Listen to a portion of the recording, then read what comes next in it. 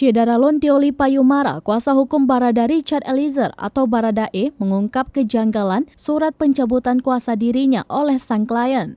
Deoli Payumara ditunjuk oleh Baris Krim Polri untuk mendampingi Baradae menggantikan Andreas Nahot Silitonga yang mengundurkan diri. Pria berambut panjang ini ditunjuk sebagai pengacara Barada Richard Eliezer atau Baradae bersama Muhammad Burhanuddin pada 6 Agustus lalu.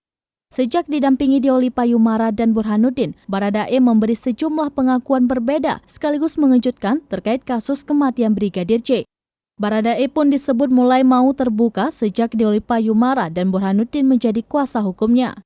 Namun baru sepekan bertugas, Deoli Payumara secara mengejutkan mengumumkan bahwa kuasanya dicabut oleh sang klien. Kepada wartawan, Deoli Payumara mengaku mendapat pesan WhatsApp dari stafnya bahwa surat kuasa atas Baradae dicabut. Saat mendapat pesan itu, Deoli Payumara mengungkapkan ada yang janggal dari surat pencabutan kuasa yang diterimanya tersebut.